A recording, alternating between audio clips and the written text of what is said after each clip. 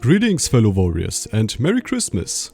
Happy holidays everyone, and as a gift from me to you, I show you 5 more mods that you should totally install when starting a new campaign in Mount & Blade 2 Bannerlord. It seems like a lot of you liked the last one, so here's another one, because there are obviously many more good mods that deserve a special place in your Lord order.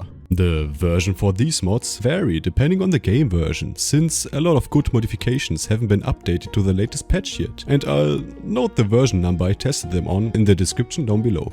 But other than that, let's dive in to the mod list.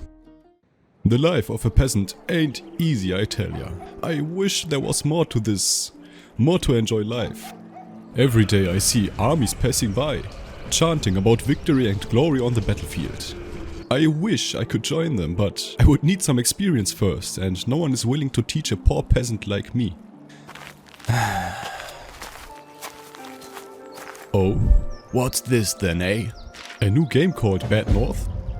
Real-time tactics? Defend your kingdom? Wait, this sounds just like what I need.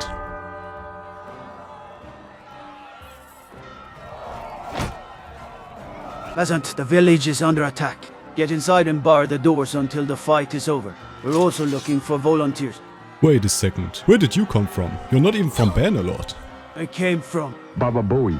If you are willing to aid us in this battle, you shall be generously rewarded. What will you do, citizen? Will you volunteer or will you stay? Count me in. What an idiot. Should have played the game first, and if you don't want this to happen to you, check out Bannerlord, which is a real-time tactics roguelite game. Position and relocate your troops to fight off the gruesome Viking invaders. Pick your battles and plan your evacuations carefully. If you lose one commander, he's lost, but you still have a chance. If you lose everything though, the game is over, so you have to carefully plan every move you take. Unlike Mr. Peasant here did, but make no mistake. This is no fight for victory, but a desperate grasp of survival. With intelligent unit controls, your troops will navigate and engage intuitively in response to the situation at hand.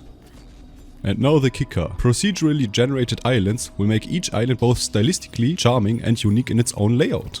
You'll actually have to use different strategies if you want your men to be safe from the enemy invasion.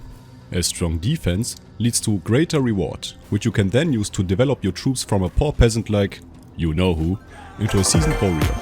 Bannerlord is available on PC, Switch, Xbox One, iOS and Android. So no matter where you are, you can always put your skills to the test. So what are you waiting for?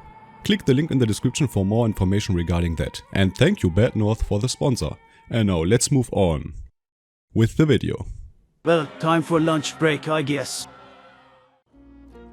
The first mod, or should I say mods, I want to talk about are called Calradia Expanded and Calradia Expanded Kingdoms.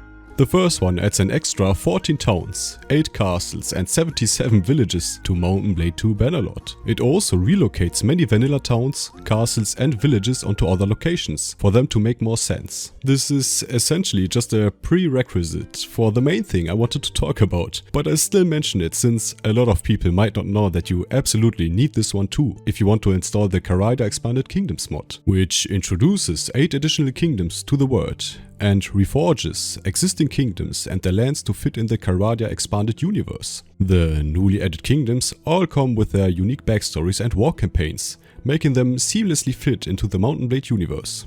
Troop trees were also reworked. Not only the new kingdoms have their own troops, vanilla troops were completely reworked with the help of the open source armory mod. Each troop tree is unique, more varied than their vanilla counterpart and balanced. Also, this mod introduces docks to coastal towns. Inside these you can purchase a ride on a boat to all other coastal towns. The cost and travel times are different from town to town, depending on how far away the town you want to travel to is. Ruins are also a thing. While traveling the lands, you can encounter 30 new ruins that you can explore, loot or just hide inside of.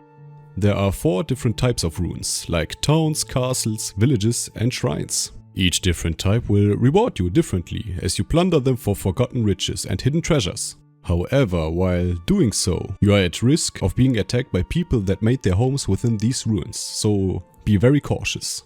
This is one of the mods I'm willing to sacrifice, the stuff that came with a 1.7 patch. It adds a ton of new features, kingdoms, troops and much more to the game that I have a hard time playing without it anymore. I hope there will be an update soon, but I know that it will take some time first, since the new patch added so much more stuff to the game, and making it all compatible would be a lot of work. The next mod I want to talk about is called RTS Camera Support Continued. I guess a lot of you beautiful warriors know this one, but I think this is also essential in one's gameplay. The mod gives you the ability to simply switch into a free camera mode at any time during a battle, giving you a view like in the Total War games, for a more tactical approach to battles. But for me, this isn't the most important part of the mod, no. The fact that you can command your troops to attack any enemy formation is what makes this mod so great in my opinion. Don't you hate it when you send your cavalry to flank the enemy archers and they just simply want to attack the nearest enemy? It's so annoying to make your cavalry go all the way behind enemy lines while being shot at, and you have to micromanage their moves for them to attack the enemy archers? Well, with the RTS Camera mod, this nuisance is no more. I mean, Warband had this feature too, so I'm unsure why Bannerlord doesn't have it by now. The ability to switch to another character, whether it is a companion or just a regular soldier, is also a neat feature when being downed in battle. I think this is something that Bannerlord definitely should incorporate into the main game, and it's very hard to come back to vanilla in my opinion after playing with this mod enabled. If you're wondering if this one has been updated to the latest version, the author said that he'll wait a few more weeks until the new patch is more or less stabilized and then update it. The next mod I want to talk about is called Serve as Soldier, giving you, as the player, the ability to enlist in a lord's army, climb the ranks of a faction, and become one of the most trusted and loyal guards of any lord or lady. In my opinion, this is one of the mods that should also be incorporated into the main game, and this one is updated for the latest version. Oh shit. Well, some of my Christmas elves in my basement tried to escape. I think we should just move on, right? And despite of its resemblance to the Freelancer mod, this one introduces a plethora of other features as well, like random events that can occur randomly while traveling with your army through Calradia, command formations if you are at rank 6, or combat training missions where you're using practice weapons at the arena of any town, and also one of the best things in my opinion, you can be assigned to a role. This can be anything from being a forager, making sure that you have enough food for your party, or drilling troops, which will allow a handful of troops in your party to gain a moderate amount of XP each day. Right now, there aren't a lot of ways that change how you play the game, so this mod brings a breath of fresh air to it, simply by giving you the option to enlist as a mere soldier. The next mod I want to talk about is called My Little Warband, giving you a fully unique and customizable troop tree, like a proper faction. So, to put it simple, with this mod you can change the name of your troops, change the weapon they use, armor, their appearance, for example which faction and which gender, if they should have a mount, and their stats. This is also a feature I'd love to see in the main game. Maybe not to this extent, because it can be pretty overwhelming, giving your troops the proper stats and so on, but with like templates from other factions, making it more noob friendly. One of the best things about this mod is that you can even use custom armor from mods on your troops to make them really unique. I think with all of the armor mods, you can create whichever faction you really want, to be honest. For example, you want to play as a Cuman faction? Well, just download the Vagia Armory mod and tinker around with its armor. Want to play as a Crusader faction? Well, just download the Swadian Armory mod. Want to play as a Vagia inspired faction like in my playthrough? Just download the open source Armory mod or Vagia helmets and add these beautiful pieces to your troops. The possibilities are truly endless, and I'll definitely keep this mod in my Lord order as long as it keeps being updated. If you're already using this mod, tell me down in the comment section below what kind of troops you have created. I'd love to have some inspiration for my next playthrough. And the last mod I want to talk about is obviously the Realistic Battle mod. Every one of you should already know of. I don't know how many times I've talked about this one, that's why I keep it very short this time around. But it's just such a good mod that I have to absolutely mention it in this video as well. This mod simply makes battles more realistic by adjusting equipment values, adding a brain to the AI so they block more, and reworking how damage is calculated, thus making battles longer and more fun to play. So yeah, like I said, that's all I'm going to say about this. Regulars who watch my videos since last year can confirm that I like this mod a lot, so there's that. One last message to my fellow warriors for this Christmas season. Whatever you planned, whether you celebrated with your family, your friends, alone or not at all, I hope you are happy and safe. That's all that matters to me.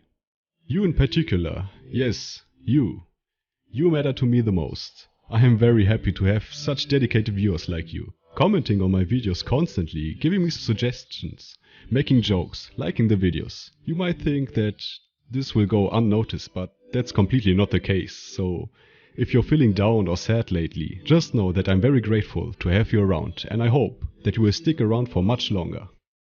And yeah, I guess that's it for this video. I hope you liked it. If you did, please hit that like button, and if you like what I do in general, consider subscribing to the channel. That would really make my day. Join my Discord server, where you can talk with me and other like-minded people about all kinds of stuff. And I see you all in my next video. Merry Christmas everyone, and bye. A huge thank you to Chains for supporting the channel.